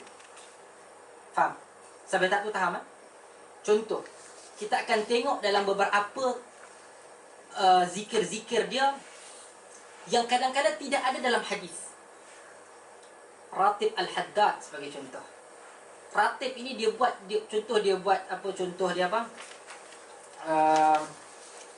zikir dia susun, dia kata ini siapa yang susun? Tu Imam Habib Al-Haddad. Okey? Perkara tersebut kadang okey, tetapi datang orang selepasnya yang meletakkan banyak benda-benda yang mengarut. Antaranya kalau kita tengok dalam masyarakat Melayu, saya pernah sebut dulu, Majmu'ul Syarif yang perlu dijauhi. Tapi nak tengok tak ada masalah, tengok apa dia buat. Dia ada satu doa, apa doa? Ya. Doa haikal. Ingat, doa haikal. bacalah doa. Dia kata doa ini diturunkan oleh 70,000 para malaikat, diiringi oleh 700. Siapa yang mengamalkan doa ini, siapa yang sebelum tu siapa tidak mempercayai doa ini, maka kafirlah dia. Doa ni tak nak sebut dalam hadis. Okey, jadi dia paksa orang untuk masuk dalam cara dia nak membersihkan diri dengan banyak zikir, banyak doa yang dipereka. Kemudian dia meletakkan fadilat tertentu. Siapa yang boleh bagi fadilat? Fadilat ni apa? Kelebihan. Apa dia kelebihan ni? Sebagai contoh, kita baca 3 qul. Dalam hadis saya kata adanya pahala. Betul? Adanya pahala. Quran kata ada pahala. Siapa yang bagi pahala? Allah. Allah yang akan bagi pahala. Allah bagi tahu ada pahala itu melalui berapa jalan? 2 jalan. Allah sebut dalam Quran, ataupun Allah bagi tahu pada Nabi.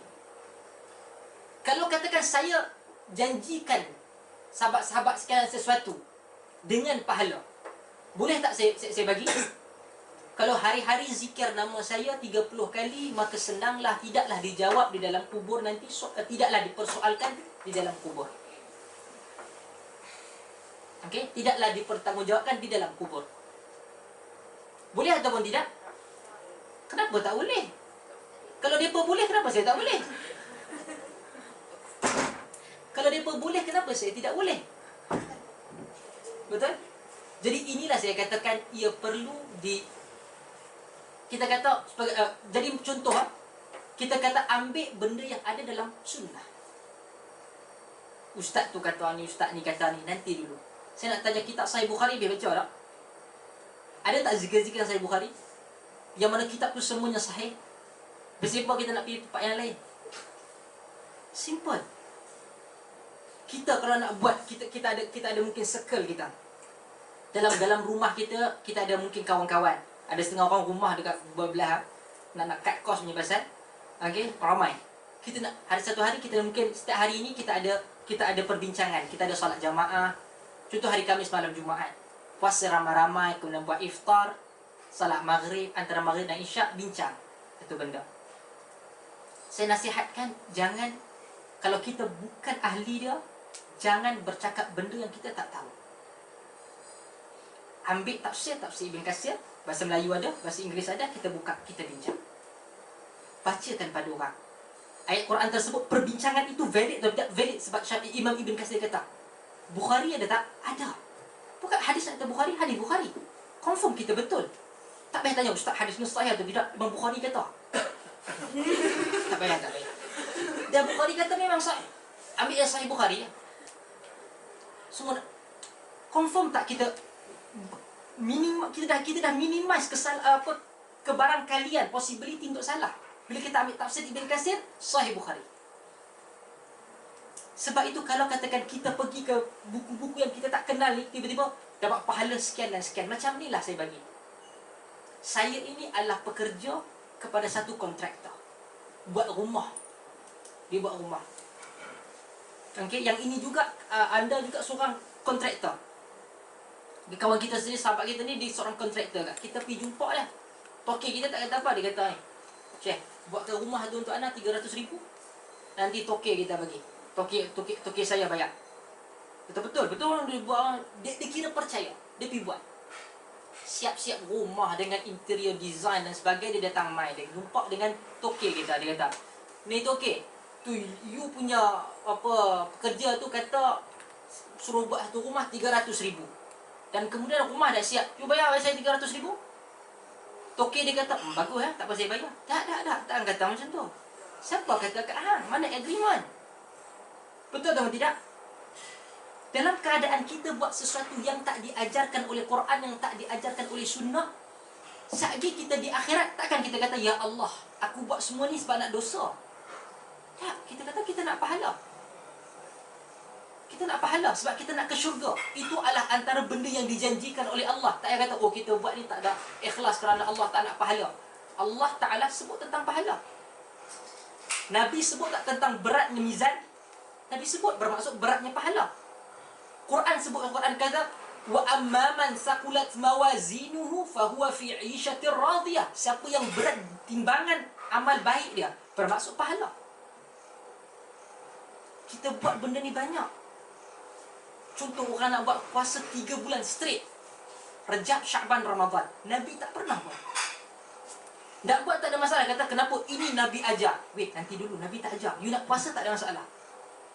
Tapi bila sandarkan pada Nabi dengan fadilat tertentu, you duduk di akhirat esok, you tanya ke Allah, mana saya puasa 3 bulan? Pahala yang Tok Guru tu kata. Allah takkan bagi. Allah takkan bagi. Sebab ia perlu menepati Quran di sunnah.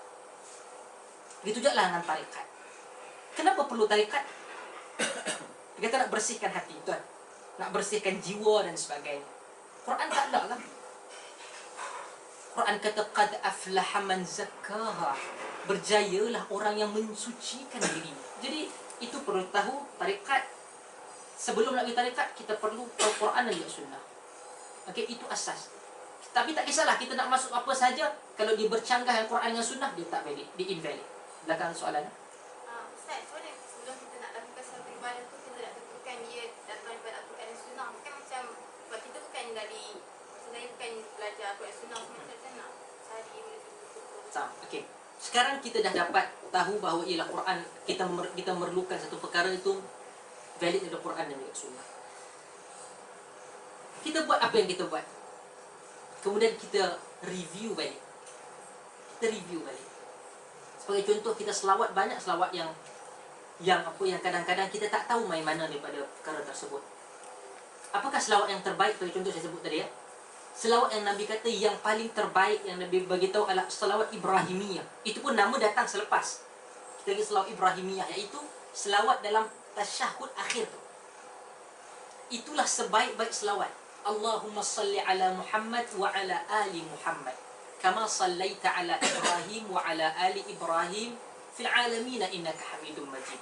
Wa barik ala Muhammad wa ala ali Muhammad. Kama barakta ala Ibrahim wa ala ali Ibrahim fil alamin innaka Hamidum Majid. Ada dalam hadis.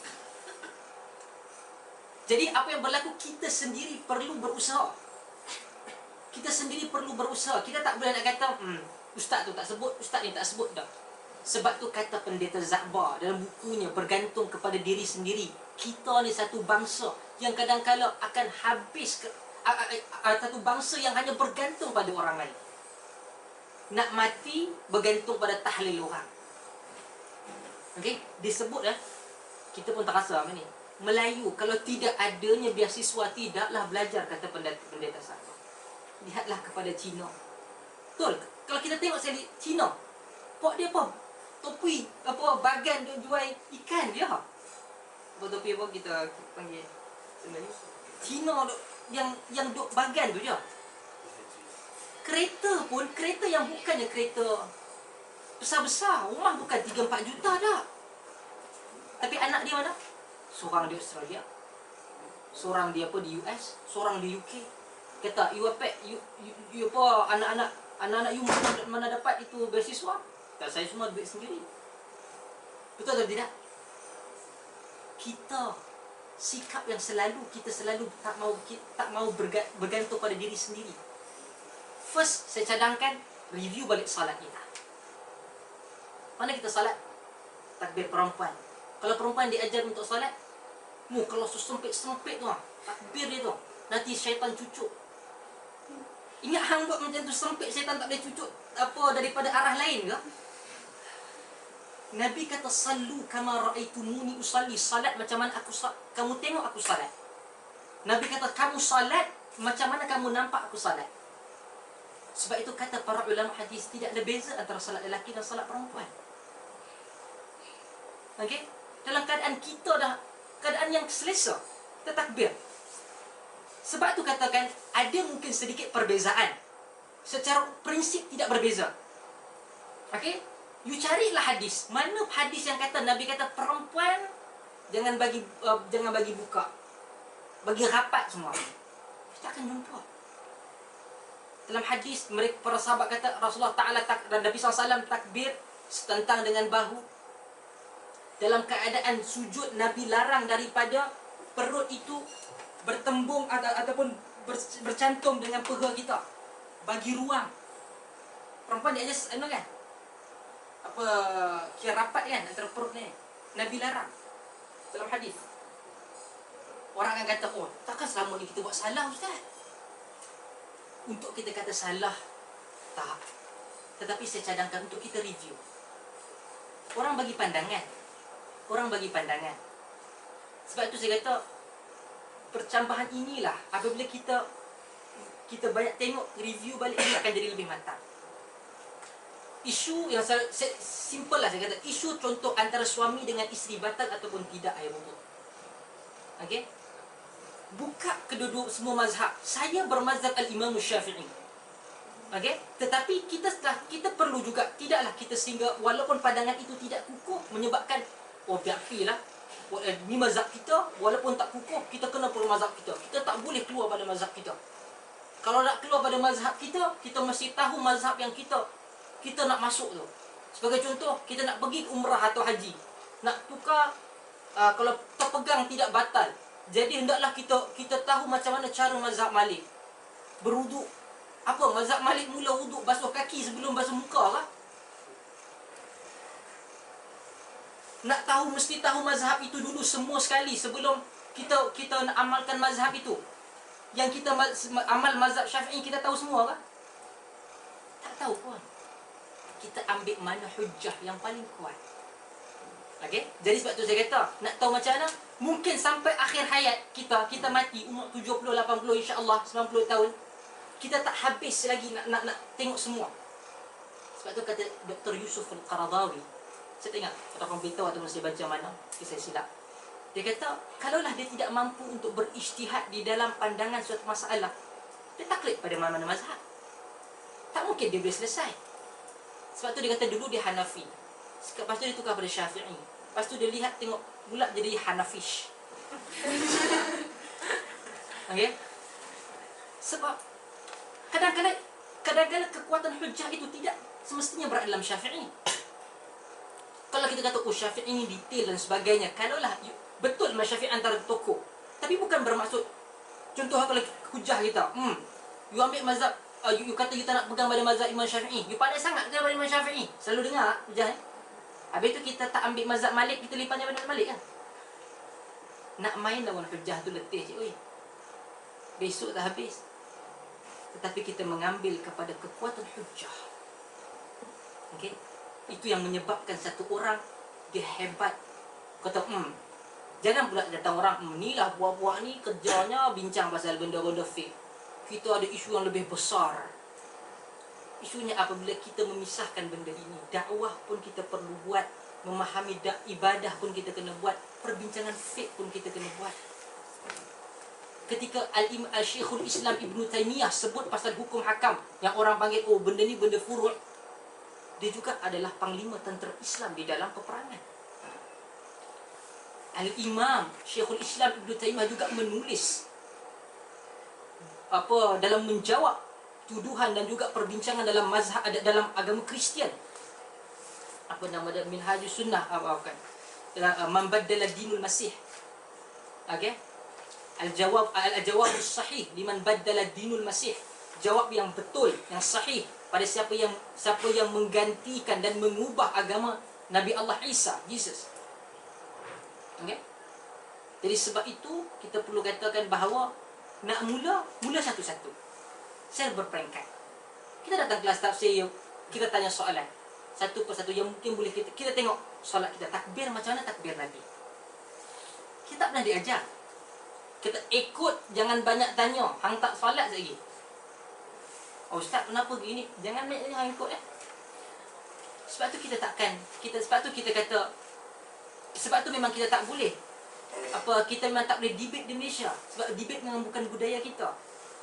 Okay, kita memang bukan orang yang suka kaki debate. Tak salah lah ada orang kata debate bukan budaya. Memang pun debate bukan budaya kita. Kerja kita arah kau diam. Itu benda agama itulah. Kalau kita tengok orang-orang kampung kali pun, sebab itu tidak menjadi budaya. Tanya ni mak ayah kenapa gini-gini, kata diam, jangan tanya.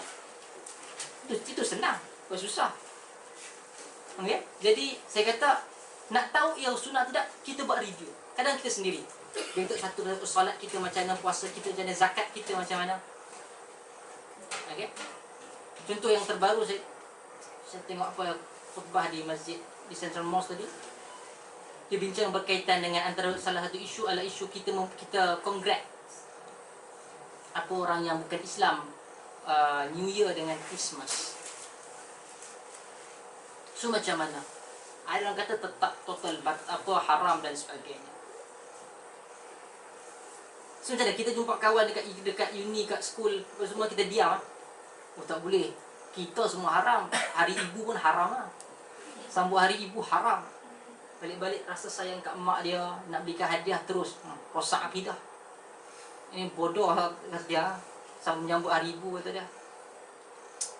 Kita kadang-kadang apabila kita tidak detail ataupun tak insaf dalam benda-benda ni, masalah. Suka keluarkan fatwa ikut suka hati kita. Lepas tu guna bahasa kasar. Okay? Allah kata la yanhakumullahu 'anil ladzina lam yuqatilukum fid din wa lam yukhrijukum an tabarruhum wa tuqsitu ilaihim. Allah tidak melarang kamu untuk la yanhakumullahu 'anil ladzina lam yuqatilukum. Allah tidak menghalang kamu untuk berlaku baik dan berlaku adil kepada orang yang tidak memerangi kamu dan tidak mengeluarkan kamu daripada kampung halaman kamu. Okay? Kita jumpa satu kawan kita, agama dia, kita kata Merry Christmas.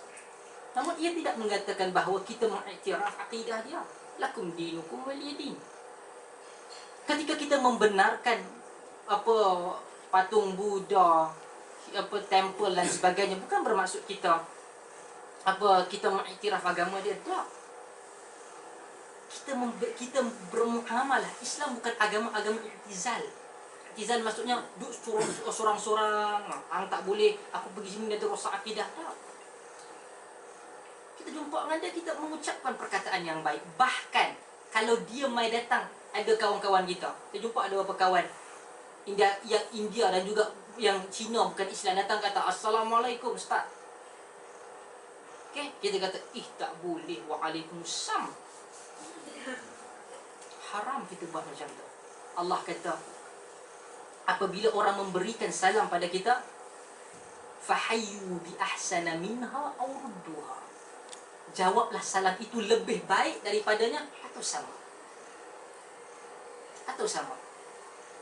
Sebab itu cara faham, jangan kita kena keluarlah. Kita dah sampai ke sini pun jangan terbeku dengan cara pemikiran di tempat kita. Okey? Soalan mungkin ada lagi? Terakhir.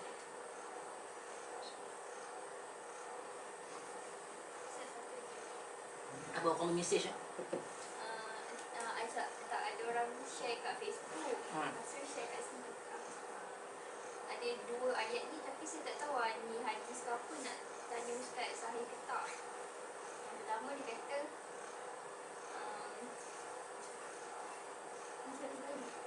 kalau kita jangan baring ketika azan, nanti jenazah kita berat. Yang kedua, jangan berkata-kata semasa azan agar lidah tidak keluar menyebut syahadah ketika sakaratul maut.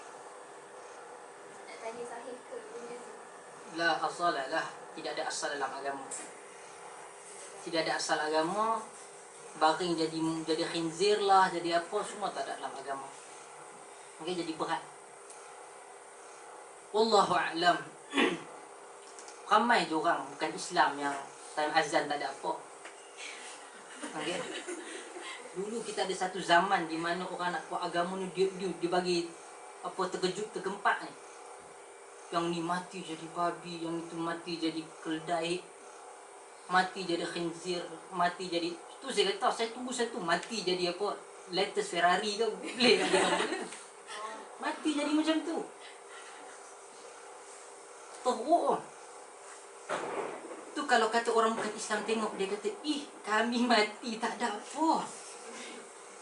Betul tak? Kami mati tak pernah jadi apa. Kami ni tak masuk Islam. Baik mati jadi kafir daripada jadi mati dalam Islam, mati-mati kena macam tu. Fir'aun mati jadi babi ke mati jadi Fir'aun? Fir'aun dengan dia tu siapa lagi jahat? Firaun mati tu dekat muzium dia. Hidup macam manusia Pergilah gaya pelik sikit dah beribu tahun lah kot sebab dia apa dimumiakan. Tak mungkin perkara ini berlaku. Tidak ada manusia yang lebih jahat melainkan apa yang Allah sebutkan dalam Quran. Abu Jahal, Nabi kata, Fir'aun hadhil ummah. Fir'aun umat aku ni Abu Jahal. Tak ada riwayat kata Abu Jahal mati-mati jadi tikui. Tak ada. Agama ni kalau kita ajar orang takut-takutkan orang sekejap dah. Sekejap dah. Okey, kalau kata bahkan kata para ulama ketika azan, kalau kata kita bergelak ketawa, bukan kerana kita gelakkan azan, kita bergelak ketawa, selama mana kita menjawab azan tersebut, tak ada masalah. Cuma Syekh Ibn Bas rahimahullah memilih pandangan supaya diam. Tapi di kalangan para salaf ada yang katakan tak ada masalah. Yang diminta di dalam azan apa dia? Jawab azan. Bukan diam. Okey? Jadi ada yang menyatakan bahawa as long as kita jawab tak ada masalah. Tapi di kalangan para ulama kata lebih baik kita diam untuk kita boleh jawab.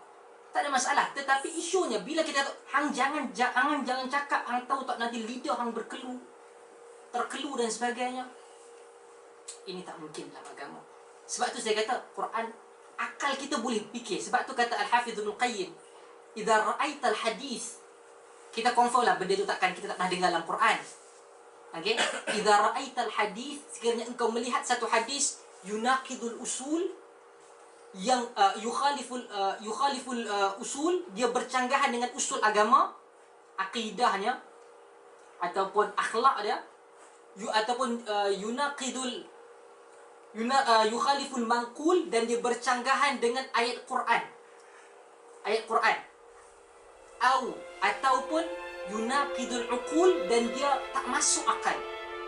Fa'lam annahu al-mawdu', ketahuilah hadis itu palsu.